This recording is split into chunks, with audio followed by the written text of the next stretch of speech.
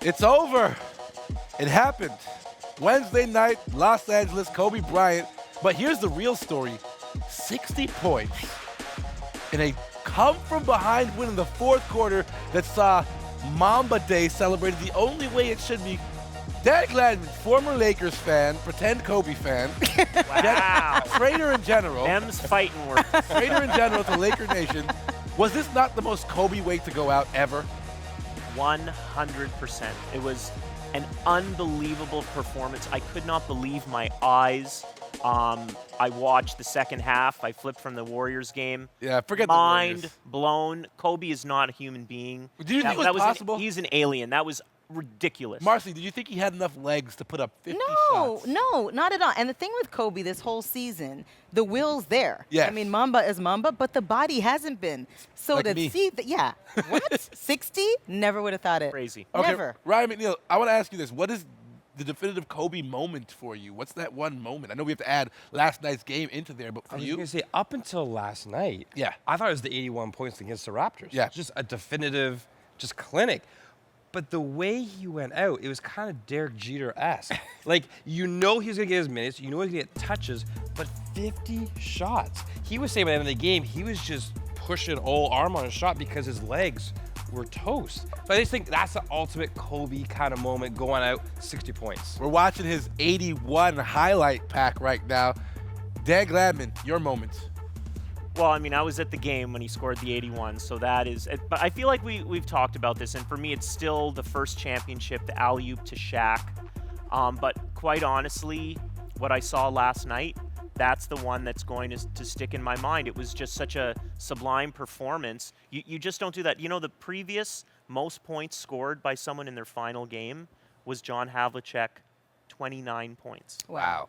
This guy more than doubled doubled it. it. 60 points. It's that nobody scored 60 points all year in the NBA.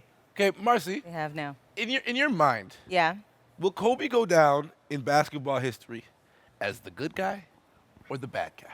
The divisive guy or the unifier? Yes. I say, I don't know what kind of guy, but great player. Okay. Okay, that's the thing. I don't know that I like him, but do I love his game? I love his game. You know, the man is the best. And I don't know, you hear a lot of people saying, you know, Jordan's 1A, Kobe's 1B. I don't even know about that. Oh, Like, this I is a like man- where her head's at. I don't even Don't know about go that. I'm going there, Dan. Don't go there. I'm going Go there, there, Dan. girl. I'm You going go, there, girl. 'cause- You 'cause go. 20, Don't do this. 20 seasons, right? 20. 20 seasons, and consistently. And it isn't just the physical game with Kobe, it's the mental. Okay. Right? It's the mental. Ryan, is he a bad guy or a good guy?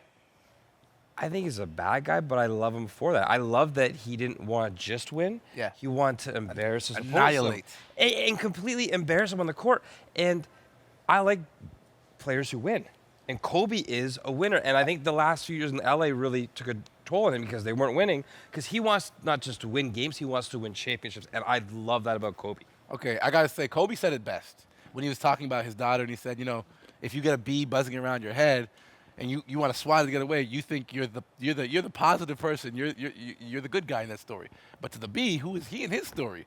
He's the good guy in his story. So it's just a matter of perspective. To me, Kobe will always be the good guy, and that's just the way I'm Protagonist. going to look at it. He's always going to be the protagonist. How difficult, Dan Gladman, was this year to watch as a pretend Lakers fan, watching Kobe go out there and just Well, throw up bricks? I'm gonna quote the man himself. You heard what Kobe said. He said, "I've been a diehard Lakers fan way before I ever played for the Lakers, Me too. and so am I." Oh, get Because outta I here. grew You're a up- Warriors fan. I Stop grew it. up on Magic. I grew up on that too, Nah, you're but too you young. switched. You're too nope, young. Nope, dude. Kobe My Bryant dad was the put me on best the player I've ever heard Lakers. of. You switched, bro. You became a Warriors fan. Don't even try that with me. This is an fan? interesting Because relationship. he's a This is fake a- Lakers this is fan. a I don't. relationship. Okay, I anyway, just all like right. Steph Curry. I don't care about the Warriors one Okay, bit.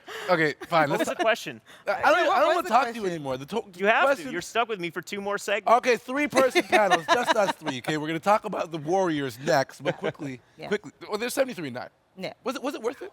Was it worth the trouble, the struggle to get this record, Marcy? Yes, it was worth the struggle, but I'll tell you, if they don't win the whole thing, Yes. people are going to go, why did you play Steph? Why did you play everybody to get the 73? But these were men on a mission. Yep. And I got to tell you, I had a conversation after they dropped a couple of games. Yep. And it was, well, they can't beat San Antonio in San Antonio. It's not going to happen. They ended up running the table.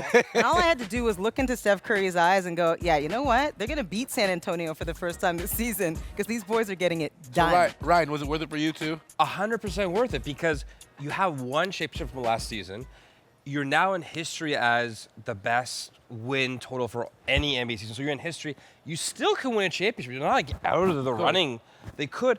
Or the flip side, what happens if you don't go for the record and you don't win a championship? Yeah. So at least they have one championship last year. They had the record this year and a chance for a championship. To me, that's a win-win-win. As Randy Urban says on Court Surfing, they're playing with house money at this point. But here's my question for you.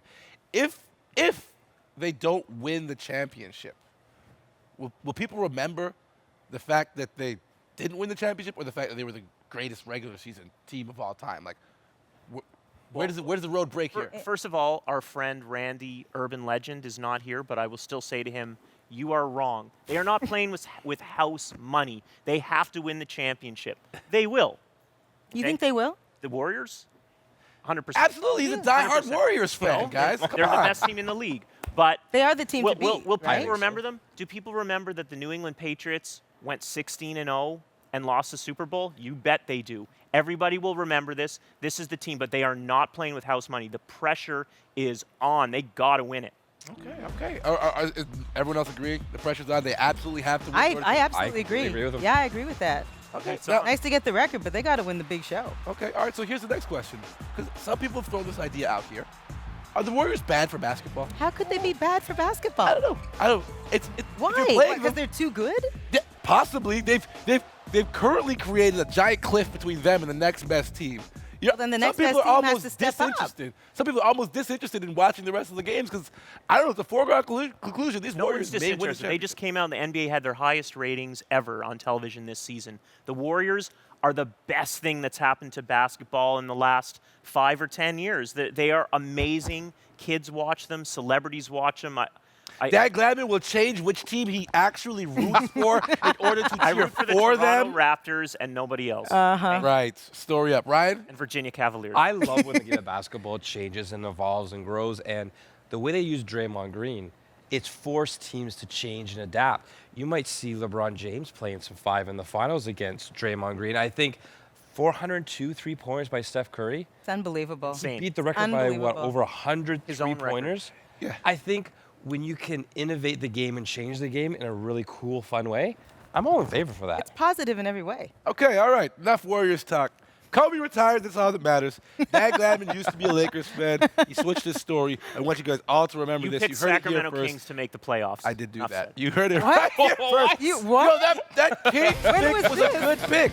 In like December. On paper. In on hindsight, paper. George Karl, Never was George that a on good thing. paper. Nobody. Whatever. Anyways, Kobe, I love you. Stay tuned. More to come. Playoff preview. And I've got a special letter I wrote for Kobe after the game. I'll read it on the parting shot. Hangouts!